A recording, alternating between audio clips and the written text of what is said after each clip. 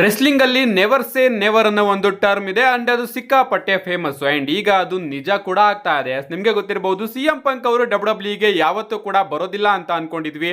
ಅವರ ರಿಟರ್ನ್ ನಮಗೆ ನೋಡೋದಕ್ಕೆ ಸಿಕ್ತು. ಬ್ರಾಕ್ ಲೆಸ್ನರ್ ಅವರು ಕೂಡ ಬರೋದಿಲ್ಲ ಅನ್ಕೊಂಡಿದ್ವಿ ಅಂಡ್ ಈಗ ಅವರ ರಿಟರ್ನ್ ಕೂಡ ನೋಡೋದಕ್ಕೆ ಸಿಕ್ತು. ಅಂಡ್ ಏಜಲಿ ಅವರು ಕೂಡ ಬರೋದಿಲ್ಲ ಅನ್ಕೊಂಡಿದ್ವಿ ಅಂಡ್ ಫೈನಲಿ ಅವರು ಕೂಡ ಬಂದಿದ್ದಾರೆ. ಸೊ ಇನ್ನ ಬರ್ಬೇಕಾಗಿರೋರು ಬಂದ್ರೆ ಇನ್ನೂ ಕೂಡ ಚೆನ್ನಾಗಿರುತ್ತೆ. Hey guys, welcome back to the channel. ಇವತ್ತಿನ ಈ ಒಂದು ವಿಡಿಯೋದಲ್ಲಿ ತುಂಬಾನೇ ಇಂಪಾರ್ಟೆಂಟ್ ಅಪ್ಡೇಟ್ ಗಳಿದೆ. ಯಾರು ಕೂಡ ವಿಡಿಯೋನ ಮಿಸ್ ಮಾಡದೆ ನೋಡಿ ಅಂತ ಹೇಳ್ತಾ ಬನ್ನಿ ವಿಡಿಯೋನ ಶುರು ಮಾಡೋಣ.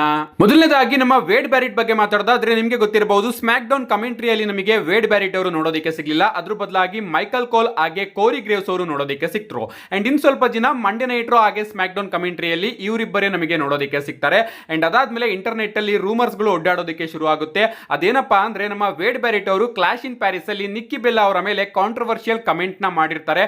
ಅವರ ಏಜ್ ಬಗ್ಗೆ ಎಲ್ಲ ಮಾತಾಡಿರ್ತಾರೆ. ಅಂಡ್ ಆ ಒಂದು ವಿಚಾರ ನಿಕ್ಕಿ ಬೆಲ್ಲಾ ಅವರಿಗೆ ಇಷ್ಟ ಆಗದಲೆ ನಿಕ್ಕಿ ಬೆಲ್ಲಾ ಅವರು ಡಬ್ಲ್ಯೂಡಬ್ಲ್ಯೂ ಕಂಪನಿ ಬಳಿ ಹೋಗಿ ಕಂಪ್ಲೇಂಟ್ ಮಾಡಿದ್ರು. ಅಂಡ್ ಅದರಿಂದ ಡಬ್ಲ್ಯೂಡಬ್ಲ್ಯೂ ಕಂಪನಿಯವರು ವೇರ್ ಬ್ಯಾರಿಟ್ ಅವ್ರನ್ನ ಬ್ಯಾನ್ ಮಾಡಿದ್ದಾರೆ ಕಮೆಂಟ್ರಿಯಿಂದ ಅಂತ ರೂಮರ್ಸ್ ಗಳು ಓಡಾಡೋದಕ್ಕೆ ಶುರು ಆಗುತ್ತೆ.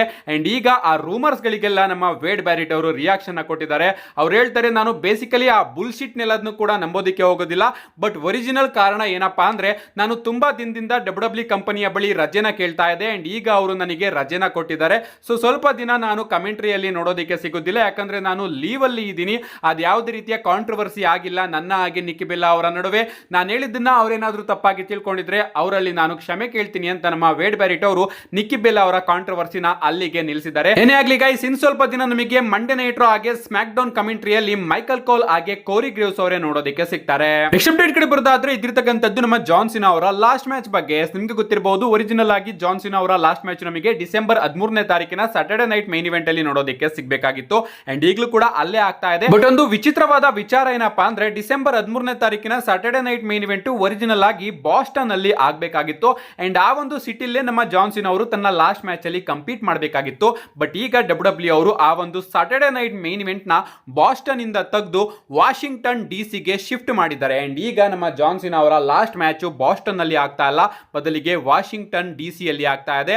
ಅಂಡ್ ಇದರಲ್ಲಿ ನಮ್ಮ ಟ್ರಂಪ್ ಅವರ ಅಧಿಕಾರ ಕೂಡ ಇದೆ. ಟ್ರಂಪ್ ಅವರೇ ಬೇಕು ಅಂತ ಜಾನ್ ಸಿನಾ ಅವರ ಲಾಸ್ಟ್ ಮ್ಯಾಚ್ ನ ವಾಷಿಂಗ್ಟನ್ ಡಿಸಿ ಗೆ ಹಾಕಿಸ್ಕೊಂಡಿದ್ದಾರೆ. ಅಂಡ್ ಯಾರಿಗೆ ಗೊತ್ತು ಆ ಒಂದು ಶೋ ಅಲ್ಲಿ ಟ್ರಂಪ್ ಅವರು ಕೂಡ ನೋಡೋದಕ್ಕೆ ಸಿಗಬಹುದು ಅಂತ ರೂಮರ್ಸ್ ಗಳು ಬರ್ತಾ ಇದೆ. ಏನೇ ಆಗ್ಲಿ ಗೈಸ್, ಒರಿಜಿನಲ್ ಆಗಿ ಬಾಸ್ಟನ್ ಅಲ್ಲಿ ಪ್ಲಾನ್ ಆಗಿದ್ದಂತಹ ಸ್ಯಾಟರ್ಡೆ ನೈಟ್ ಮೈನ್ ಇವೆಂಟ್ ಈಗ ವಾಷಿಂಗ್ಟನ್ ಡಿಸಿ ಗೆ ಶಿಫ್ಟ್ ಆಗಿದೆ. ಅಲ್ಲಿ ಡಬ್ಲ್ಯೂಡಬ್ಲ್ಯೂ ಗ್ರ್ಯಾಂಡೆಸ್ಟ್ ಇವೆಂಟ್ ರಸ್ಸಲ್ ಮೀನಿಯಾನೇ ಬೇರೆ ಬೇರೆ ಕಂಟ್ರಿಗಳಿಗೆ ಶಿಫ್ಟ್ ಆಗ್ತಾ ಇದ್ರೆ ಇಲ್ಲಿ ಸ್ಯಾಟರ್ಡೆ ನೈಟ್ ಮೈನ್ ಇವೆಂಟ್ ಇನ್ಯಾವ ಲೆಕ್ಕ ಅಲ್ವಾ. ನೆಕ್ಸ್ಟ್ ಅಪ್ಡೇಟ್ ಕಡೆ ಬರೋದಾದ್ರೆ ಇದಿರ್ತಕ್ಕಂಥದ್ದು ನಮ್ಮ ಏಜಲಿ ಅವರ ಬಗ್ಗೆ. ನಿಮಗೆ ಗೊತ್ತಿರಬಹುದು ಸ್ಮ್ಯಾಕ್ ಡೌನ್ ನಲ್ಲಿ ಏಜಲಿ ಅವರ ರಿಟರ್ನ್ ನಮಗೆ ನೋಡೋದಕ್ಕೆ ಸಿಕ್ತು. ಅಂಡ್ ಆ ಒಂದು ವಿಚಾರ ಇಂಟರ್ನೆಟ್ ಅಲ್ಲಿ ಎಷ್ಟು ಹೈಪ್ ನ ಕ್ರಿಯೇಟ್ ಮಾಡಿದೆ ಅಂದ್ರೆ ಲಿಟರಲಿ ಆ ಒಂದು ವಿಚಾರ ಅಂದ್ರೆ ರಿಟರ್ನ್ ಆದಂತಹ ವಿಡಿಯೋಗೆ ಡಬ್ಲ್ಯೂಡಬ್ಲ್ಯೂ ಎಲ್ಲಾ ಸೋಷಿಯಲ್ ಮೀಡಿಯಾ ಪ್ಲಾಟ್ಫಾರ್ಮ್ ಗಳಲ್ಲಿ ಕೇವಲ 12 ಗಂಟೆಗಳಲ್ಲಿ 93 ಮಿಲಿಯನ್ ವ್ಯೂಸ್ ಬಂದಿದೆ.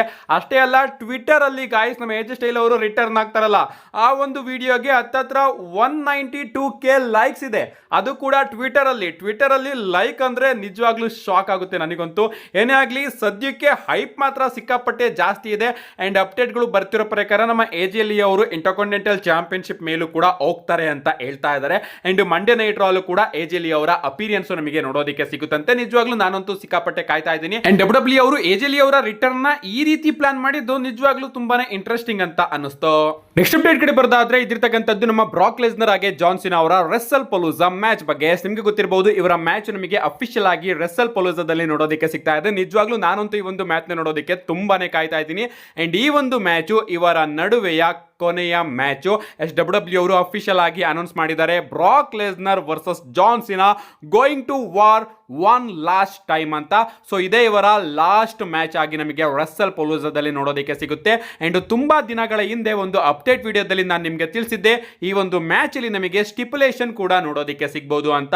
ಅಂಡ್ ಇನ್ನೂ ಕೂಡ ಅದೇ ರೀತಿಯ ಅಪ್ಡೇಟ್ ಗಳು ಬರ್ತಾ ಇದೆ. ಸೊ ಡಬ್ಲ್ಯೂಡಬ್ಲ್ಯೂ ಅವರು ಈ ಒಂದು ಮ್ಯಾಚ್ ಅಲ್ಲಿ ಲಾಸ್ಟ್ ಮ್ಯಾನ್ ಸ್ಟ್ಯಾಂಡಿಂಗ್ ಅಥವಾ ಎಕ್ಸ್ಟ್ರೀಮ್ ರೂಲ್ಸ್ ಅನ್ನೋ ಒಂದು ಸ್ಟಿಪ್ಯುಲೇಷನ್ ನ ಈ ಒಂದು ಮ್ಯಾಚ್ ಅಲ್ಲಿ ಕನ್ಸಿಡರ್ ಮಾಡ್ತಾ ಇದ್ದಾರೆ ಆಡ್ ಮಾಡೋದಕ್ಕೆ.